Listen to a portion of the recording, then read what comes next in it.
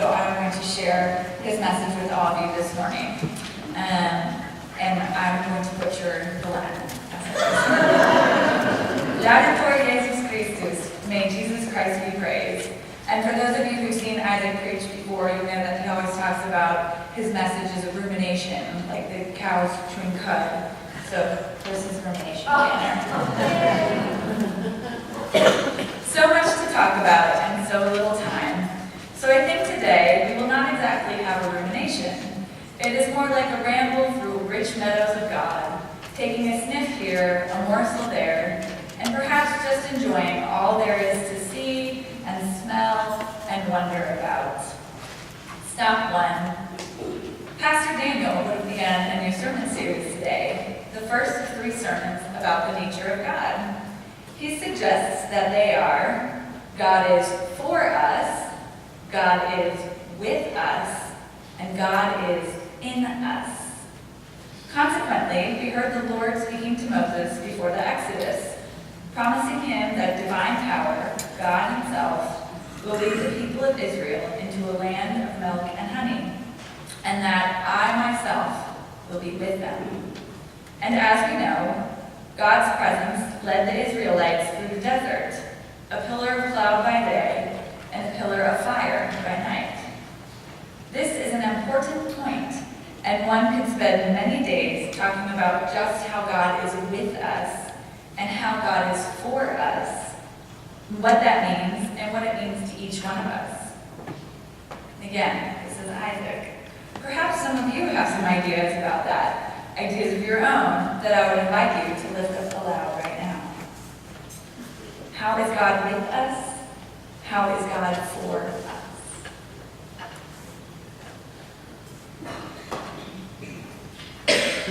I'll tell him no one said anything. Let's carry on.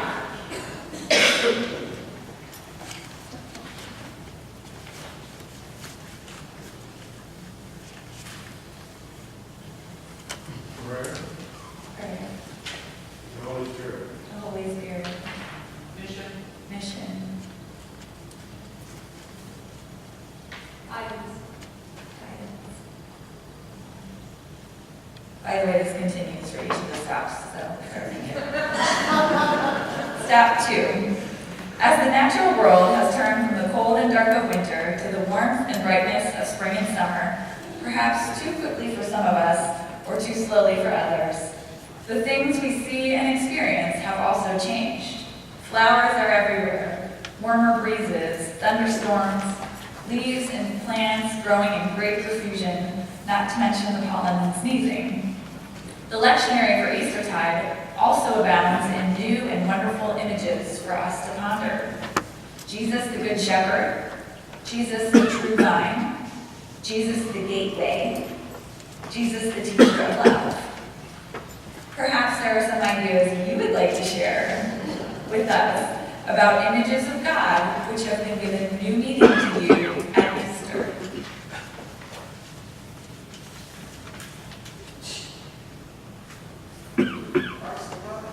Christ the Rose. The little children were at the children's message. Children. Light of the world. Family. Family. That was much better. Stop 3. Well, actually, stop 2.5. Today is Mother's Day, and we take a few moments to pause and celebrate those women who have been so significant in our lives in so many ways. We will all have much to be thankful for. Our very lives, in fact, are due to these women and their tireless efforts to be with us and for us throughout their lives. I am sure that we have memories and words that are especially associated with our own mothers. And again, Isaac's words. For me, my mother was a cheerful, somewhat opinionated, hardworking, simple person who only wanted to make the world a better place and her children a better part of that better place. At least that's the way I remember her. She was also a brilliant card player, had the vocabulary of a sailor, and her laugh was hearty and heartfelt, and could sometimes melt the hardest of stony hearts. Perhaps you would like to share images, words, or phrases about your own mothers. Free spirit. free spirit, Travel the world. patient. Travel the world.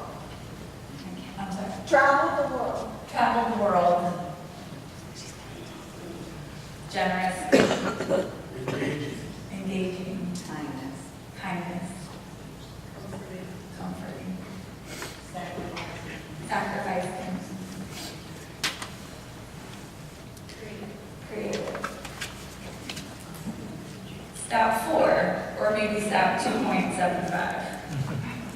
I would like to suggest that Jesus Christ as our mother would be a very appropriate way to celebrate today and to begin Pastor Daniel's exploration of who or what God is.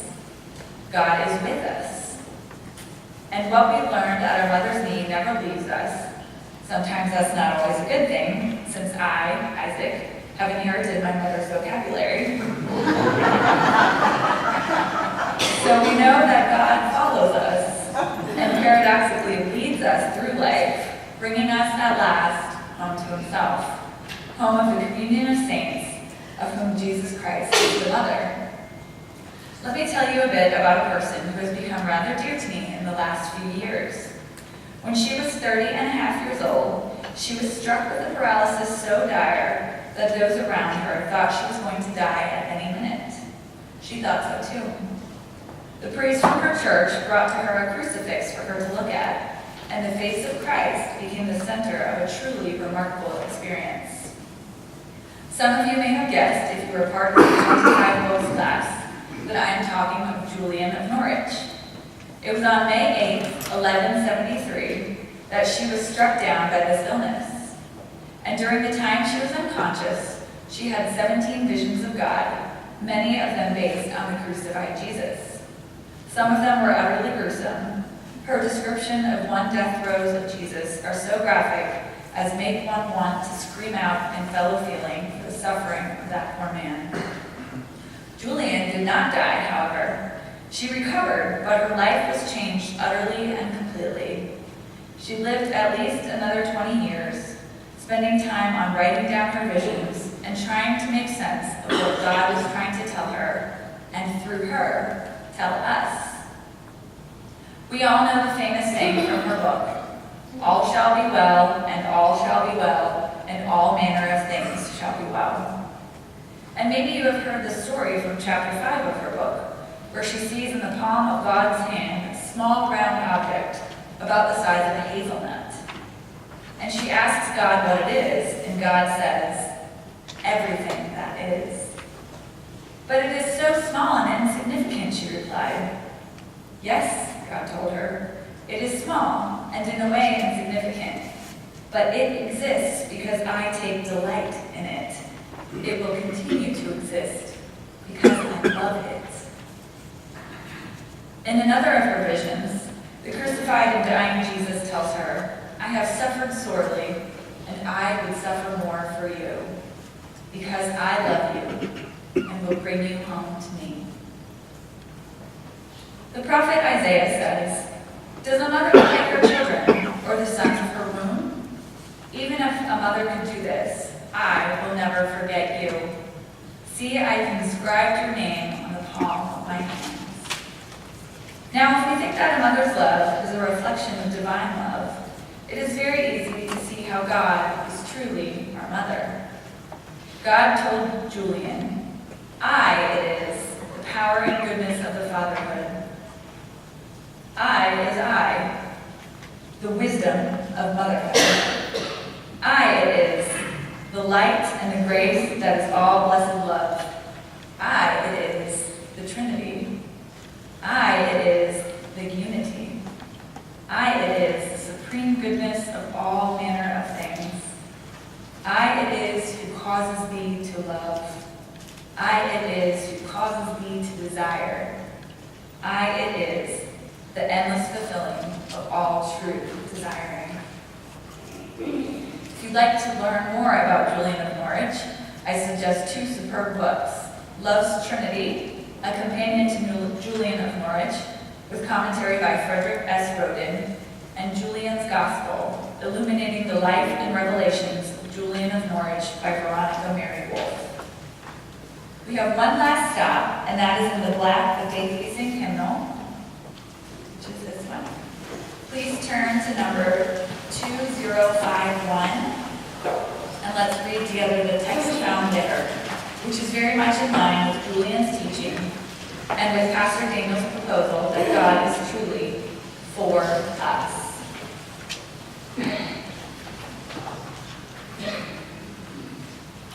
Let us read together 2051. I was there to hear your warning cry. I'll be there when you are old. I rejoice the day you were baptized, to see your life unfold. I was there when you were but a child, with a faith to suit you well. In a blaze of light you wandered off to find where demons dwell.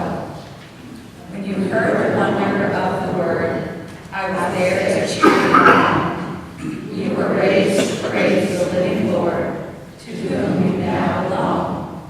If you find someone to share your time, and you join your hearts as one, I'll be there to make your verses rhyme, from dusk to rising sun. In the middle ages of your life, not too old, no longer young, I'll be there to guide you through the night, complete what I've begun. When the evening gently closes in, and you shut your weary eyes, I'll be there as I have always been, with just one more surprise. I was there to hear your warning cry. I'll be there when you are old. I rejoice